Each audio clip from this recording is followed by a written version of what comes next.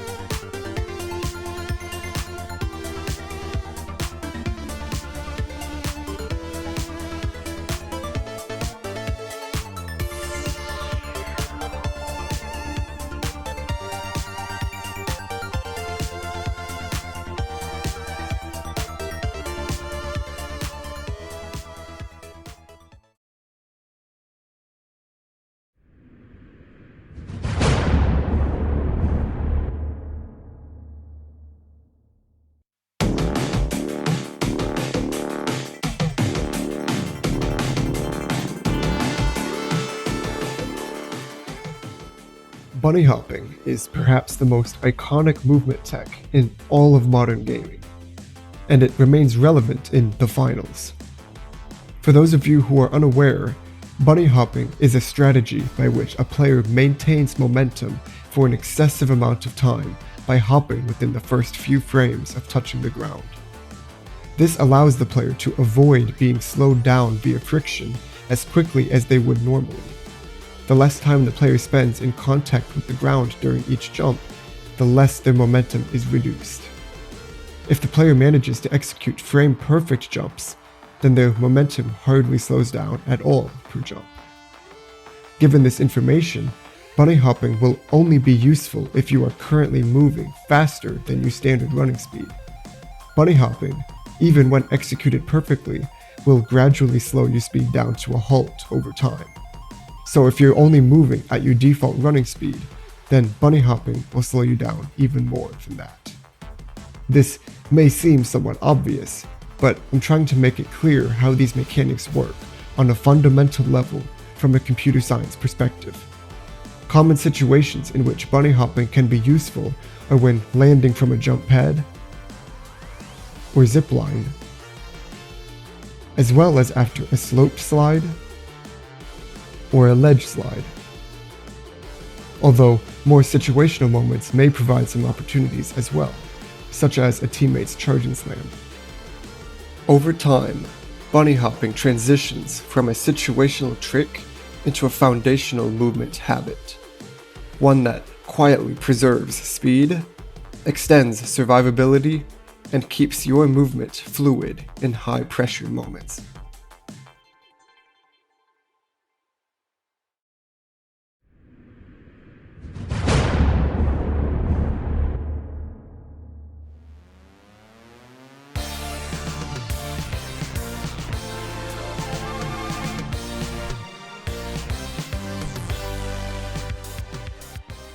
Our second movement mechanic in this video has become somewhat emblematic of the in-depth movement capacity of the finals: staircase vaulting. Although not seen too often in regular play, nearly every video covering movement tech in the finals will mention this. Staircase vaulting is exactly what it sounds like. It is when you, as the player, are able to vault up the stairs rather than running up them.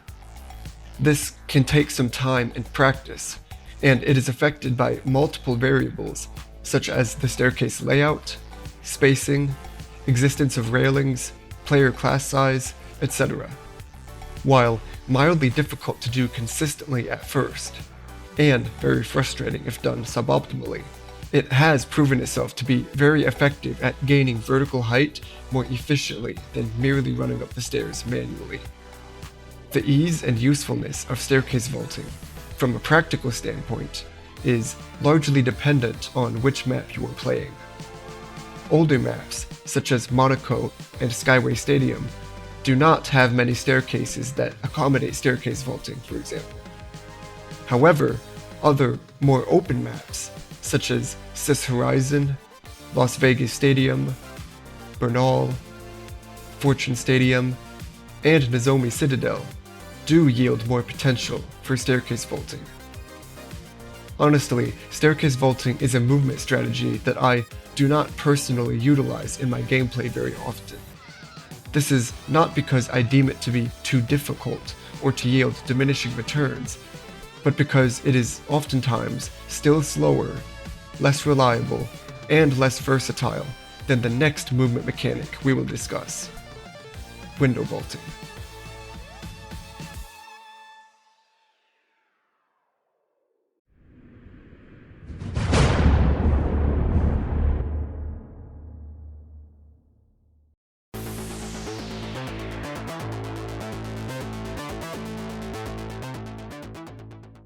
I feel like I'm about to share an important secret by saying this, but window vaulting is by far my most used movement mechanic featured in this video, and it also happens to be one of my favorites. It, like staircase vaulting, requires a little bit of practice in order to do quickly and consistently, but once mastered, it will set your vertical movement speed so far beyond that of everyone else's, you will genuinely wonder how you survived before you started utilizing it. The act of window vaulting has become so natural to me that, in more classic maps like Monaco or Skyway Stadium, it is now a core aspect of my playstyle as a whole. I genuinely play these maps completely differently than I do all of the others, and it is purely because of the utility of window vaulting. To perform a standard window vault, you need to stand on a window ledge, jump and move your body outward to keep from hitting your head, and then move back towards the wall to grapple up onto the window above. Rinse and repeat, and you have just successfully scaled a building almost as fast as using a zipline. Window vaulting is definitely easier on more classic maps with this style of building. However, you will be surprised at just how often you can vault up windowsills in the finals. For example, you can vault up the windows of this hotel in Skyway Stadium, even up to the roof. You can vault up the windows of this building in Seoul by using the air conditioning units on the outside. You can vault up these windows in Fortune Stadium by hopping up onto these boxes on each floor. Even places without windows, like the cathedral in Monaco, can be vaulted as so. The amount of locations that this works in is staggering, so experiment to your heart's content. Even in locations where there are obstacles, window vaulting might still be an option. Some of these windows have lips on them, for example. You can either break them and then continue on as usual, or you can perform a more difficult but faster vault up onto the lip and then carry on. If there isn't a window on the first floor, you can open the door, climb onto it, and then continue vaulting upward. The more places you can implement this, the more comfortable you can be with getting away via exits that your enemies will probably not be ready to follow, and you can also impress your spectating teammates in the process. I do not think I can put into words just how integral this movement mechanic is to me, and just how useful it can be for you. Its sheer speed and versatility, given its simplicity and relative ease to perform, coupled with how uncommon it is to see being performed mid-game, makes it by far the most effective tech being talked about in this video. If you were to implement only one of the movement mechanics discussed in this video in your day-to-day play, then this is the one that I would recommend you try out.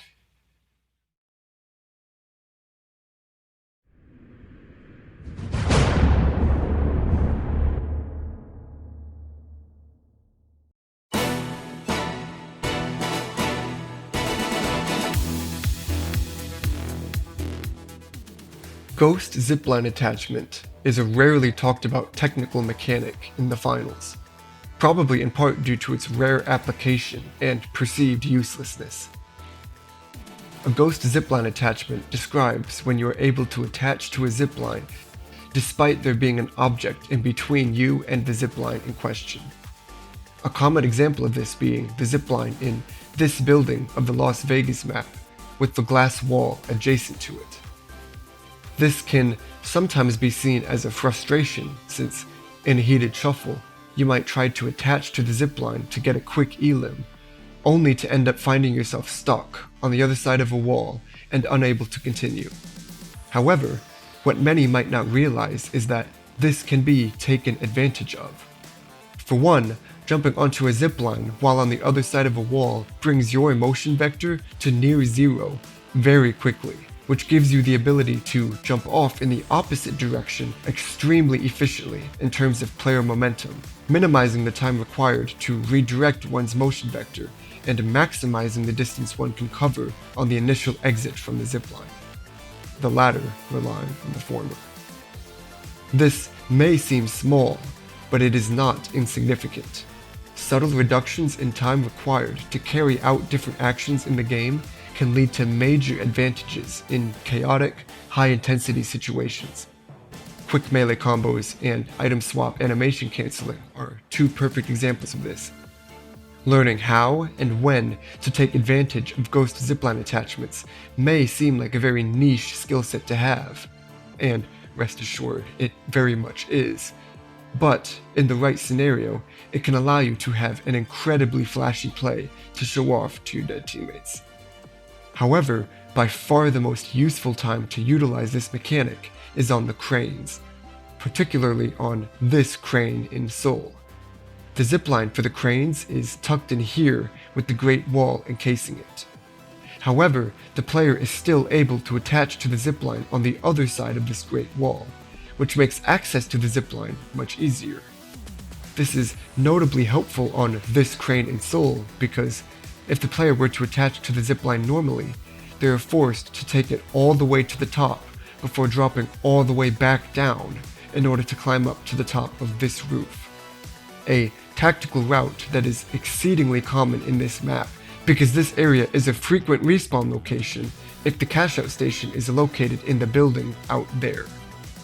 However, if the player attaches to the zipline from the outside of the Great Wall, the player is then able to detach at any point and simply continue on their way without needing to go the rest of the way up.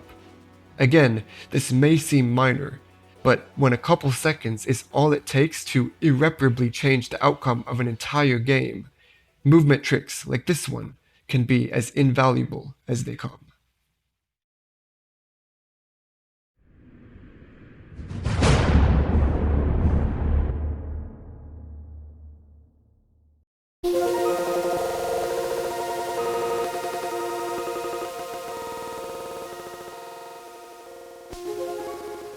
Staying on the topic of ziplines, let's discuss another movement tech that Lucid and I discovered: zipline speed pumping.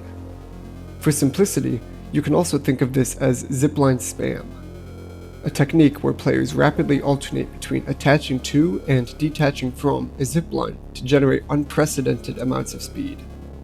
While not explicitly proven, this mechanic likely works due to how the game handles early player disengagement from ziplines. You see, if a player rides a zipline all the way to the very end, then that player gets automatically booted off at the same speed they were traveling while riding the zipline. However, if the player makes a premature exit by manually choosing to detach, they are launched with a little added boost that slows down over time. This remains true for both detaching with jump and detaching with crouch, the only difference being added vertical height for the jump. Now, by spamming the detach and attach interactions, the player is able to perpetually receive these small exit boosts, effectively traveling at this faster boost speed with clean enough timing. It is also worth mentioning, though, that this is only really consistently viable with a macro that supports auto-clicking. From personal experimentation, using a macro for the attach button set at around 20 clicks per second, while manually dismounting around 6 times per second, yields the best consistent results. And, as you can see, the longer the zipline, the more obvious the results are. There is also one minor side effect that zip spam can have, which is the ability to stack one's offset from the zipline path. By very quickly spamming the attach and detach buttons, you can slowly pull yourself further and further from the zipline's cable, far beyond the distance you can normally attach from. This has no real net positive outcome, but it is an interesting quirk of this tech. That being said, I would not personally recommend using this mechanic in real matches. I am not sure what Embark's view is of auto-clickers, but I personally would not risk performing potentially bannable inputs for the sake of a mediocre movement mechanic like this one. But in private matches, I think utilizing tech like this can be pretty fun. Just be smart, and you should be fine.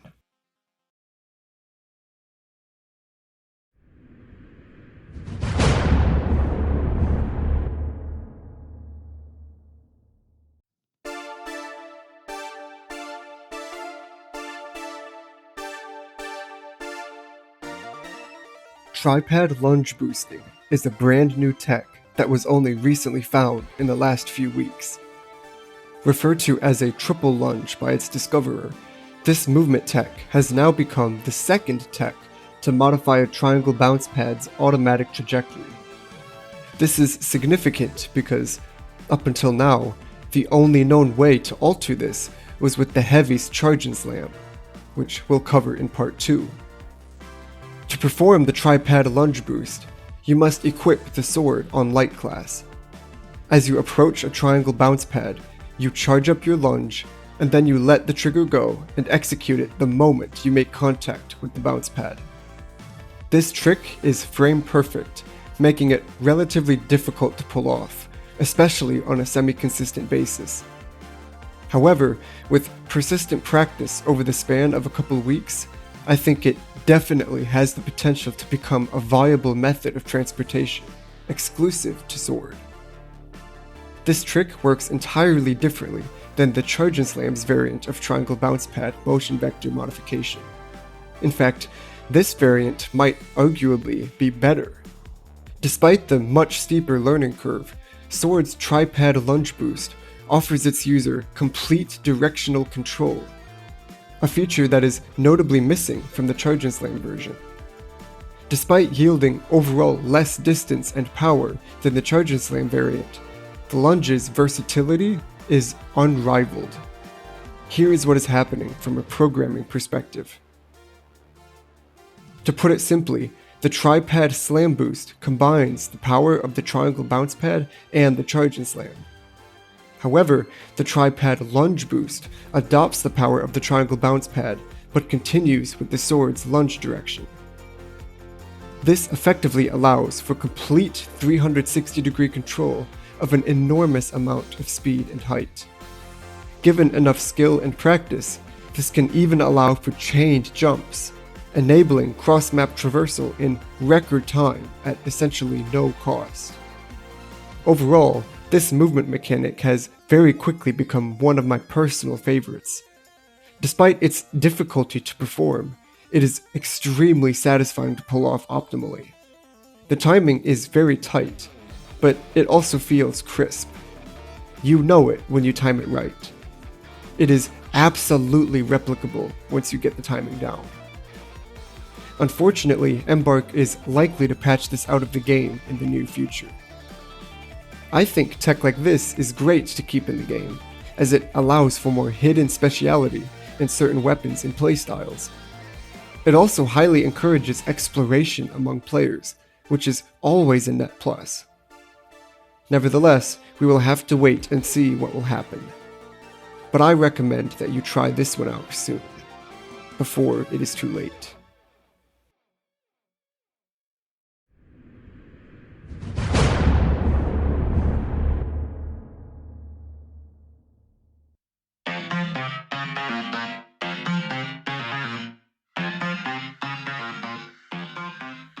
And finally, the last movement mechanic we will cover in this video, and one of the flashiest looking ones in the game, is Lockbolt Manipulation. Lockbolt Manipulation has likely only ever occurred a handful of times organically in the gadget's history, but it has allowed for some of the coolest, and some of the funniest, moments I've ever seen.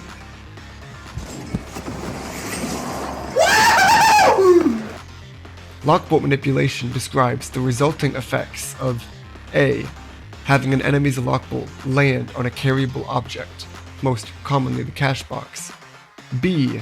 Having that lockbolt also connect to you. And C. Having you throw the carryable. When this happens, the lockbolt travels alongside the carryable. But as the carryable flies further away, the lockbolt notices that you are not coming along with it, so it pulls you back towards itself, and thus also towards the carryable. For some reason, the carryable object takes precedence over you, acting as though it has significantly more mass than yourself, as seen when the carryable object pulls you in towards it, while you don't pull the carryable back towards you. I am not entirely sure exactly how the inner workings of the lockbolt operate, but my best guess is that whatever the lockbolt itself lands on is labeled an anchor point and is treated like a hard-coded base, and its weight is not taken into consideration as opposed to the players and objects it attaches to, since most of the time the lockbolt lands on an unmoving object. This makes sense from a coding standpoint, as the devs likely did not anticipate or care to account for when the lockbolt happens to land on an arena carryable. If the lockbolt lands on an unmoving object as intended, then there is no reason to consider the weight of the object that it has settled on, since its one and only job is to pull attached players and objects towards it, not to act as a tether between multiple different entities without a hard-set anchor point.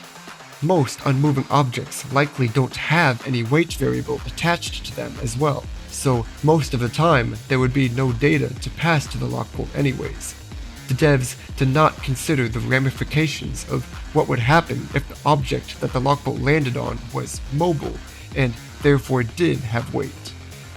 Regardless, the results of this setup can lead to some pretty unintended and unexpected results.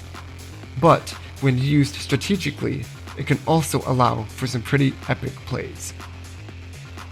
Given the rarity of this series of events occurring at the right times, Lucid and I decided to enter into a private match together to see what we could come up with in a controlled environment. And the results were disappointing.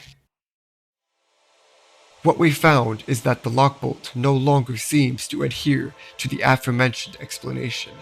The anchor point no longer is taking precedence over the objects or players grabbed by the lockbolt. After discussing it for a bit, we have come to the conclusion that we think this change went into effect in Update 5.8, which attempted to address players' ability to shoot the lockbolt onto an arena carryable, such as a canister, right next to the cash-out station. effectively allowing the player to easily relocate the cash out station with minimal pullback. This use case worked for the same reasons that our Lockbolt manipulation worked, and the changes made by Embark to fix that use case also seems to have inadvertently affected this one as well. Nevertheless, a more primitive variant of Lockbolt manipulation still does exist, and it is most easily replicable in low gravity, although this is not a necessity for smaller jumps. As you can see, if the lockbolt lands on the cash box you are currently holding and you throw the cash box, you end up dragging it down with you fairly quickly. And if you are moving too fast, the tether breaks. However, by modestly throwing the cash box high into the air, it will be able to carry you along a decent way before eventually losing momentum. And while this is certainly underwhelming in comparison to what we used to have, it is still a nifty trick to keep in the back of your head. Despite the reworks given to Lockbolt mid-Season 5, Lockbolt manipulation has yet to fully die.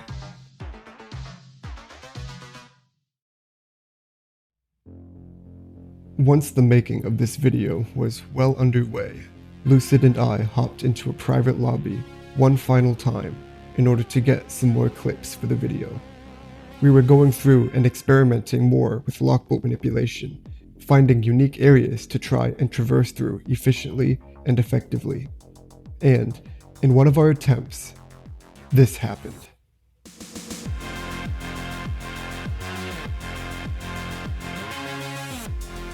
As it turns out, Lockbolt manipulation was never truly gone. The exploit was eliminated. The behavior wasn't. The original method was erased, but a backdoor remained. For some reason, the constraints that are placed upon the lockbolt post 5.8 are never applied if the anchor of the lockbolt lands on a cash box that is actively being held by another contestant. Now, this only works on the cash box. All of the other carryables retain the modern behavior. Nevertheless, with the old behavior re-accessible, a new ceiling of mechanical potential is unlocked that was never meant to be reached. The lockbolt, once again, becomes a conduit to the impossible.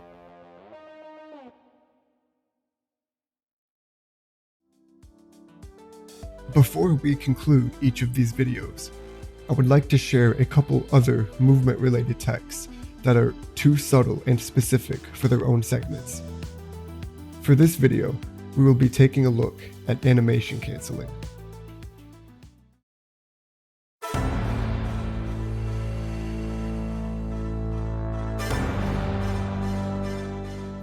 This one is more commonly related to attack speed and quick readjustability, but it also can have an underlying movement aspect to it as well. Now, most weapon animations have very minimal effects upon player movement. However, there is one weapon with one animation in particular that stands out above the rest in this regard: the spear's secondary attack. Once initiated, the spear's swing attack auto-locks the player into a hard-coded animation that lasts exactly 3 seconds. Throughout this animation, the player is limited to 75% of their default movement speed and cannot perform any other action. This can sometimes be a bad thing though, as you normally cannot exit the animation sequence prematurely. However, there is one way that you can cancel this animation: the interaction wheel. The most commonly discussed way to abort the spear's secondary animation is to trigger an emote. But there is a much better way. If you enter an emote, you still limit your movement until you can then cancel the emote. Instead, you can simply input one of the pre-coded chat messages, and that will instantly cancel the animation. This is by far the most efficient way to make a premature exit from the swing attack. But do keep in mind that if the attack animation is cut early, you will still be reduced to that 75% movement speed until those 3 seconds pass. Despite this, you do still regain the ability to vault, interact, primary attack, and use gadgets and specializations. Like I said, this is a very niche use case in regards to movement, but it is still something worth remembering. It is something that I have greatly benefited from as I started to use Spear more often, and it definitely does have its edge use cases.